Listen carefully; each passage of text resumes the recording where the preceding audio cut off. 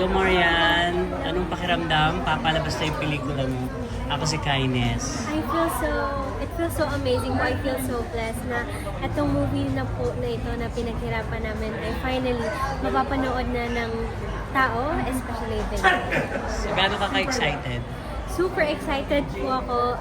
I haven't seen the final movie itself, so I'm very excited to see myself and see the lesson that people would take from this movie.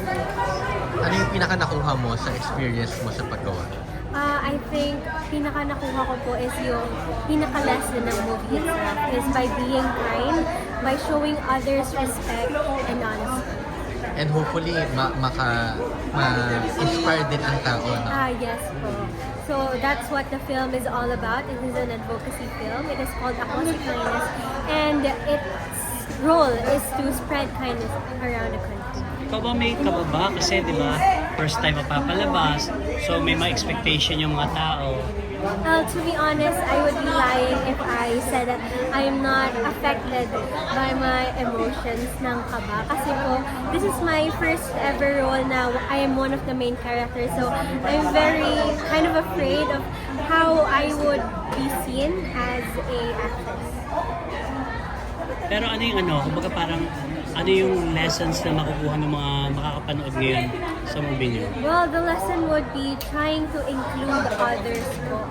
Whether they are a different kind of person, we should be able to wrap our arms around them.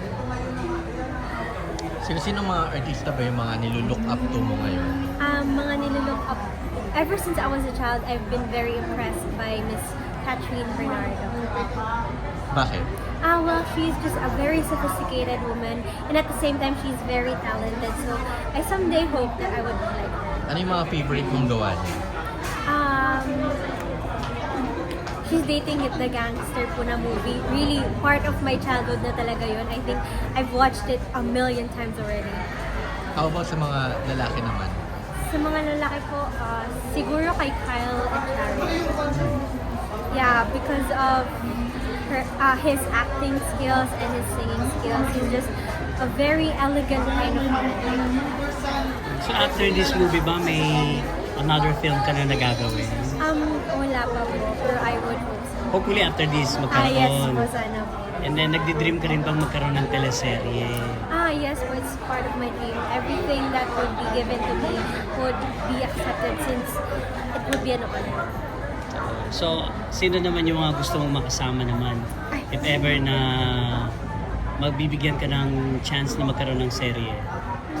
I think anyone po na matututo po ako since every people that I have met and will meet will give a lesson. So after this ba, ipapalabas siya sa mga cinemas? Yes, I think so. So may mga dates na ba?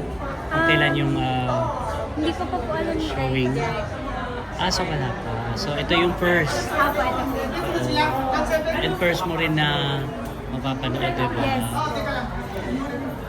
And alam natin beauty queen ka pa din. So dire-diretso pa rin ba? May plans ba na lumaban pa ulit?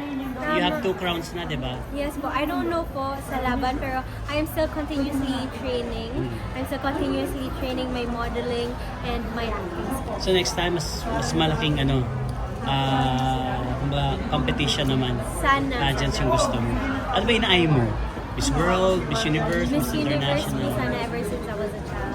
Bakit Miss Universe? Well, it just has this big platform and I was inspired. It is a personal reason po talaga kasi yung Miss Universe po talaga yung nag-inspire sa akin para i-start tong career ko na to. So, I would hope to reach that kind of dream.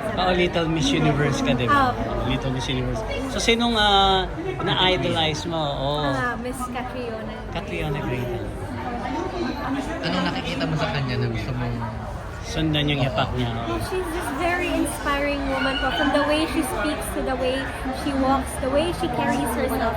I want to be that kind of woman who is able to inspire the youth like I was inspired by her. So paano mo nababalanse?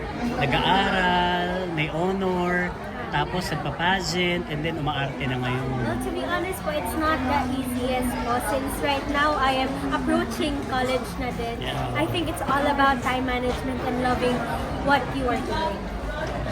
So ano mabibigay mo na na mensahe sa mga katulad mo na teenager na gusto din pumasok sa pag-aartista o kaya gusto maging queens din?